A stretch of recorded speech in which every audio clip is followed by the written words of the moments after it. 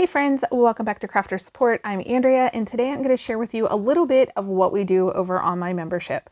So right now we're working on Crafter Stash over on my membership, and I needed to get some of these ornaments that I've already put acrylic pour in, dumped it out, put my glitter in, shook it up, and let dry. I've made these like years ago, in 2023, I believe is when I made these, and went right before I got sick.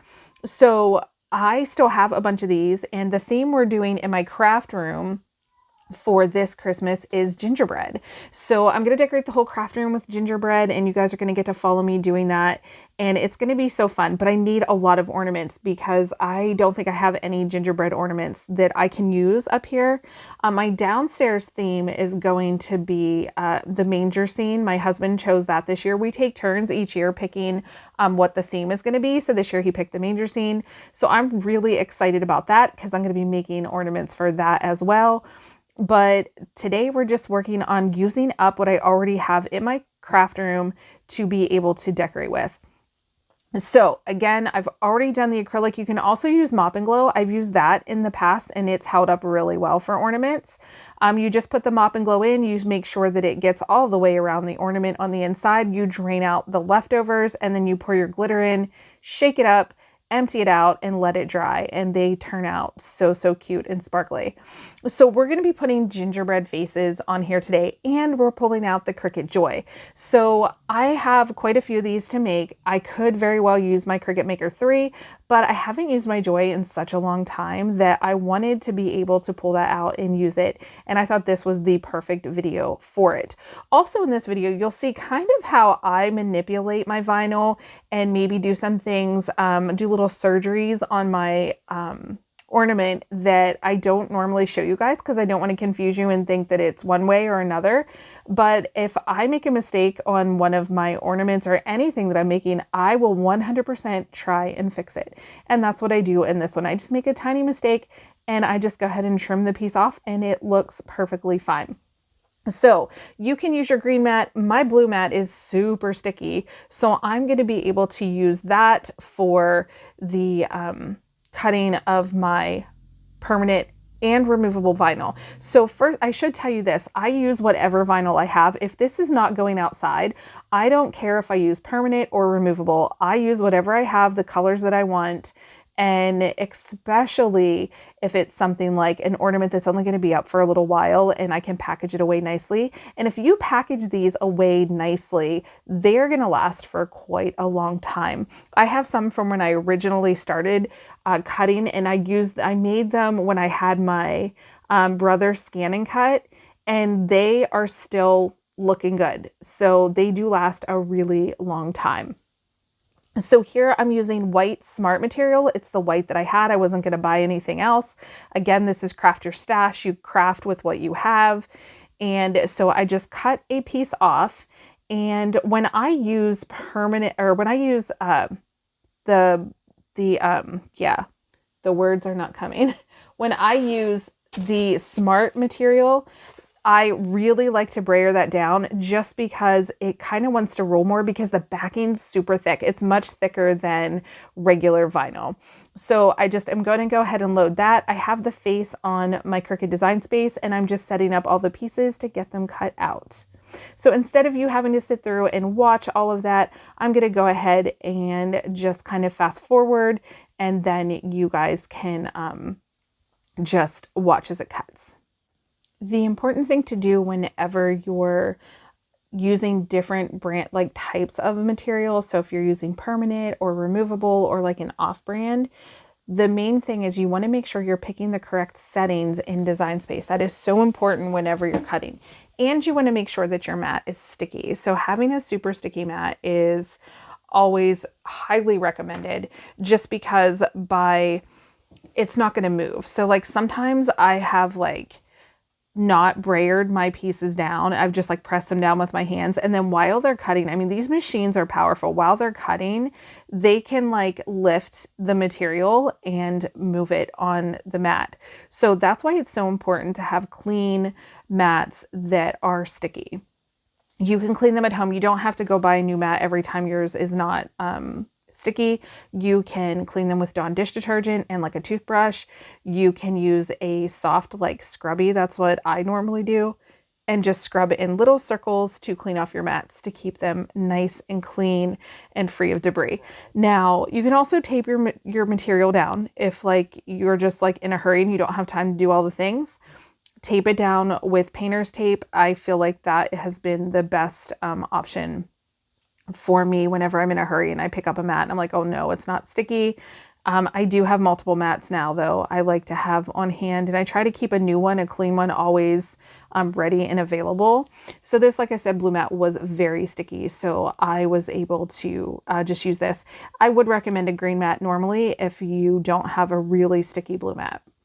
All right, so now this is just cutting the little smiley cheeks, so the little blush of the cheeks. And you can notice here that I am flipping my mat over to peel the material, to pull the mat away from the material instead of pulling the material off the mat, because what that's going to do is it's going to curl your material, and you don't want to do that. You want to be able to work with a super flat material once you get it off of the mat, and that's super important, and it just makes everything go smoother. So the red is just the little sparkly nose that we're going to put on, and we are just about done cutting. So now I'm pulling the red off, and we are going to start weeding our material. So if you're new to Cricut, weeding is just removing everything that you don't want. So that is all the extra pieces that aren't going to go on your project. Now, I weed different, like I weed a couple different ways. I do reverse weeding sometimes, which is something we'll get into, but today we're just working with regular weeding. So we're going to start in the corner. I always start at an angle in a corner, and then I start peeling my material away from the design. Now there, you really can't see it here, but in this white, there are snowflakes, and I want to just rip the vinyl carefully so that way there I can get rid of the outside ring before I go on the inside and start removing pieces, because there are two little tiny dots. Actually, there's three, but there's two main dots that go in the eye, and I don't want to lose them when I'm peeling the inside if it was still connected to the outside. And I think you'll see what I mean once it's all peeled and pulled up on the transfer tape. So here I'm just peeling out the little sides of those snowflakes because they're very delicate and cute, and I just want to make sure that all of my pieces stay down where they belong. And like, again, I said it's hard to see, but there is a little teeny tiny dot that pulls up with it, and I just stick it on my finger and I yank. So I put that little piece on and pull it up, and right there's that little tiny white piece that I need. So the machine cut it very, very well. I just, when I peeled it up, I didn't give it the opportunity to stick down onto the backer. But here I just move it onto my finger, and I use my reverse tweezers to pick it up. And these reverse tweezers are amazing. So now I'm just gonna take it and put it right on the little sparkly red nose where it needs to be before I even peel the nose and weed that. So there I just press it down on, and it's already in place for me. So I also want to tell you there are multiple kinds of transfer tape. I am a huge supporter of Cricut transfer tape. I've used off brands and they're okay. I have found some okay ones. There's actually one that I do use. It doesn't even have a name on it. You guys have seen me use on this channel. It's like it's a 6-inch high one that I use mainly actually with my Joy. I forgot that I had it up there. But I'm using Cricut for this just because I think Cricut transfer tape is perfect for Cricut material. I've had so many people like say how much they dislike it, and then I find out they're using it on a different brand of vinyl, and I'm like, that might be the issue, because I have not had issue with using it with Cricut material. So, and there's also, my whole point to that was there's regular transfer tape and then there's strong grip transfer tape. Here, if I was not doing it the way that I end up doing it, I should have had strong transfer tape for the nose because it's a glitter vinyl, but because it's just one little piece, I end up just peeling it and not getting out my strong transfer tape. So make sure when you're purchasing it that you're purchasing the correct one. Either you need the strong or the regular transfer tape, and it'll say right on it, strong transfer tape. All right, so here I'm just pulling the little cheeks off. And when I do something where it's connected, so like, you know how if you weld a project together and there's something on the left and the right, I don't necessarily just push it down both at the same time. I'll do like the left side, press it, peel it, and then I'll do the right side, just so I have a little bit more control to make sure everything is laid properly. So that's just how I do mine. You can do yours however you like. It's whatever preference you have. So there I'm just pushing on the one little cheek, and then I'm coming back to this side. And again, those reverse tweezers are so helpful in lining things up. I could have used the parchment paper method. If you're unfamiliar with that, you just lay your transfer tape with your design onto parchment paper with a little bit of the transfer tape hanging out. You make a little hinge. That way there you can move it around and see through the parchment paper where your piece needs to go. It works like a charm every time. So if you haven't tried that, try it. I have videos up where I've done that, and I use it for more than just using permanent vinyl, permanent removable vinyl. I use it for card making if I'm putting a project together and I want to make sure everything's lined up properly. So that is just a tip there for you. Okay, so now the next thing we're going to do is we're going to pull the eyes off of this white, I think this is white permanent smart vinyl. And we're just going to peel the eyes up, and I'm just pressing them down, flipping it over, and then I'm going to make sure that that little tiny dot that goes in the upper right hand side of the eye, I want to make sure that that's pulls up with it. And it does pull up nice and well, like really well. It's not hard at all. I just needed to make sure that I was getting it. And I don't like to put my head in the frame because I feel like I always mess up my camera whenever I do that because it tries to focus. It's a whole thing.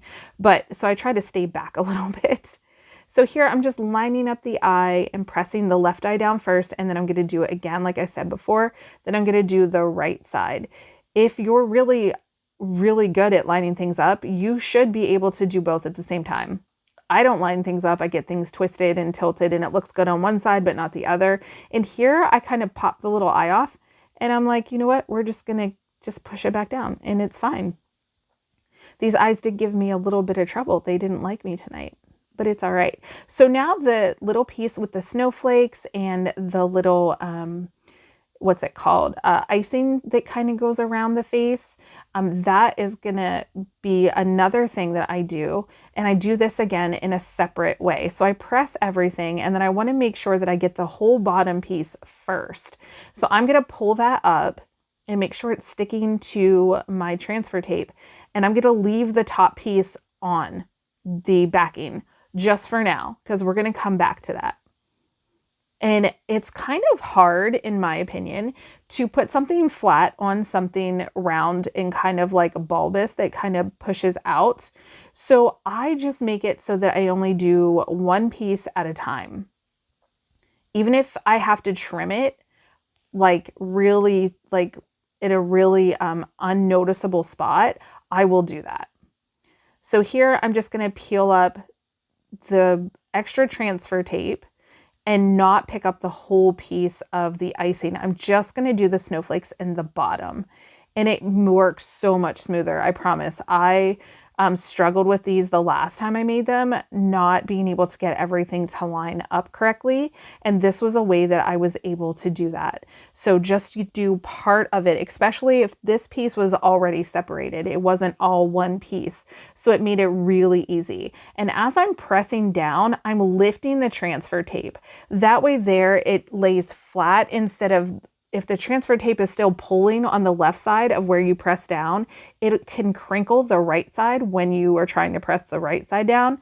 So here I just do the left, I press, and as I'm pressing, I'm lifting the transfer tape, but keeping it pressed down on the right side, like simultaneously. It works really well, and it just makes the project so much easier to put together.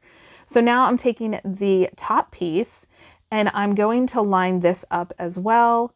And It goes pretty good, but again, I'm putting something flat on something kind of about like pushed out. So I do trim a little piece off, and you can't even tell that it's not supposed to be that way. It's perfectly fine. And I just press on the right hand side, and I'm not putting any pressure on, well, I turned it, so now it's the left hand side. I already have that piece down, and as I peel my transfer tape, I am lifting it so that it doesn't crinkle.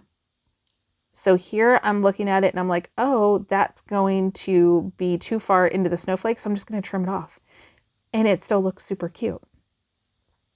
So I'm taking that little piece, trimming it off, and continuing to press down on the little icing line that goes across it. And look how cute. It looks perfect. There's no issues with it. I do a lot of surgeries with my designs, and they turn out perfectly fine. All right, so now we have to put the face on. And when I was putting the face on, I was trying to line up the eyebrows to go below the white icing. And when I first drop it down, remember, this is like a static cling. So sometimes when you're making a design, it will like static cling down. Like you'll see sometimes when you put transfer tape on something, it'll like suck it up. It'll like pull it up into the transfer tape before you actually get to lay your transfer tape on it. If you have that issue, it happens. It's science. It's not a big deal. We can work around that.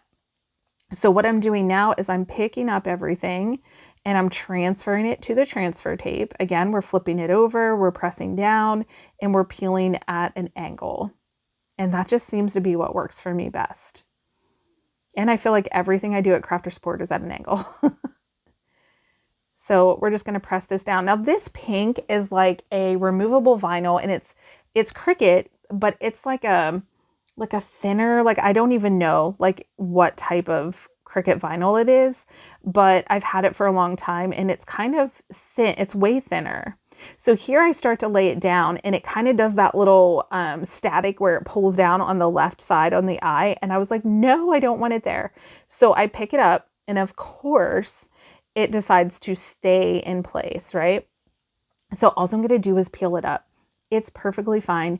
We can put it onto the transfer tape and do the best that you can to line it up where it needs to be, and it'll be fine. I promise. So that's what I did here. So I'm just using my finger to like put it where I feel like it needs to be. And I'm going to press down so that it stays in place, and then just pull it up, and we're good to go. We're back in business.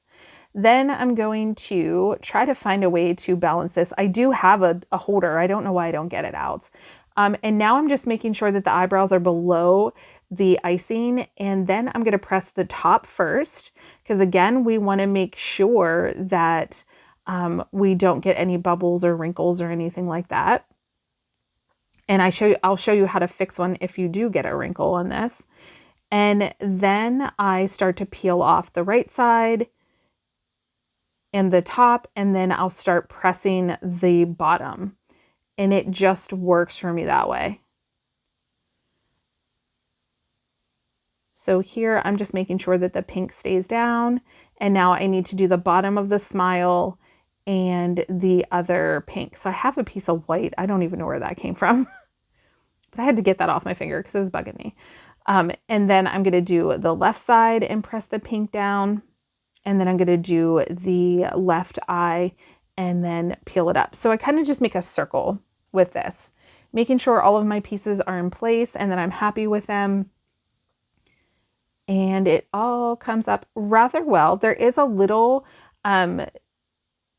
bit on the left side right here, and I'm just going to show you how I fix it. There was a little tiny like ripple, and I blame that on myself because when I put it down, I pressed a little bit too hard on the left when I wasn't ready to press down.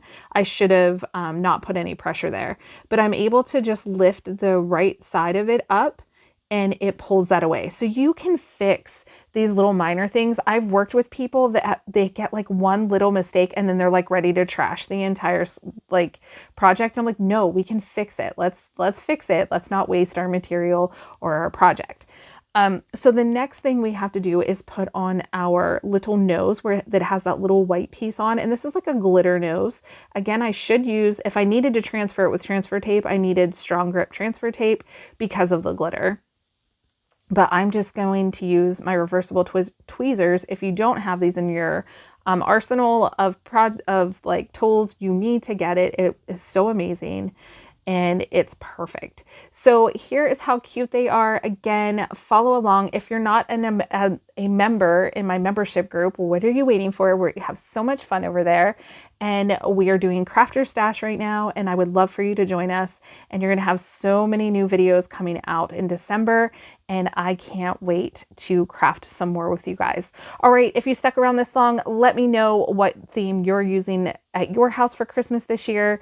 And other than that, I'm excited for the holidays. I hope you are too. All right, guys, thank you so much for sticking around and for watching my videos and supporting me. I truly appreciate it.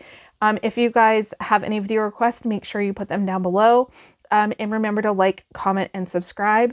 And I will talk to you in the next video. Thanks for watching, guys. Remember to keep it cute, keep it crafty, and keep it extra. Bye-bye.